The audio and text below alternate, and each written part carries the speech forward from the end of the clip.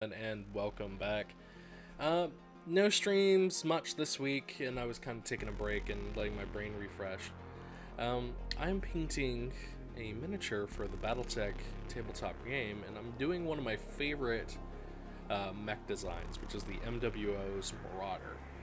Now, I love this design based on how utilitarian it actually looks in comparison to its 80s and its current version. The two other versions just never seem to hit me home, and I've always been a fan of that offset cannon. To me, it never made sense to have it directly overhead.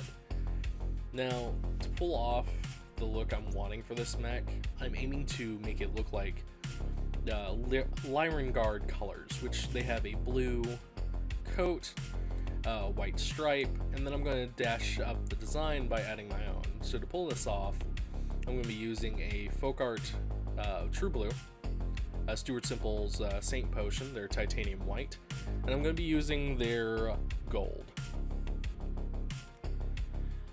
This would be a very optimal thing for me to use, starting with a thin coat of blue,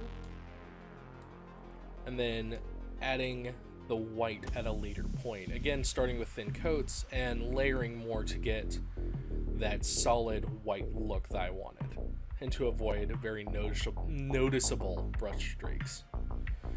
This, however, would be my downfall as I was sitting down and painting it. I realized I painted the wrong side white.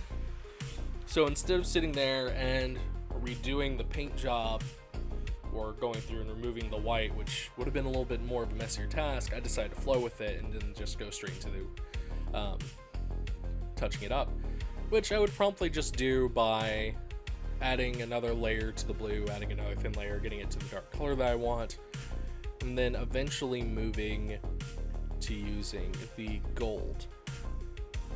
Now, the gold wasn't supposed to be a main point. It's supposed to pull your eyes away from the paint job in certain directions. So you're meant to use it as like kind of flash bits. Make it look awesome, and not awesome, but make it look prominent, like this dude has like rank and file to him. Now, during this, you could see what I was aiming here. You make it look to pull away from like key factors to help break up the blue and the white. So as I was painting this, and the goal with the gold was to break up that white and that blue from its kind of monochrome, not monochrome, but that solid color scheme that it had. Normally what you would do is, if I was a little better, you would be adding like panel linings and things like that, but I'm a novice, not fantastic. Something I did do, however, to adjust the gold a bit, I dry brushed some copper onto it. Dry brushing basically is kind of sitting there and like using a bit of paint and just kind of going over the parts that you want. It'll help give it an aged look. Now, unfortunately, my footage ended up getting lost, or I'm not gonna look at anyone, dog. But I ended up losing the footage of me doing the rest of the process. So what I'm going to show you is kind of like a quick cut to the almost finished version of this. Should be showing up now. Now, this is a design where I went through and I kind of touched up where it was needed by adding a silver color to some of the armor pieces, the gun barrel, and then dusting it with some black to give it that battle war-torn look, which has been so far one of my favorite pulls to this battle mech.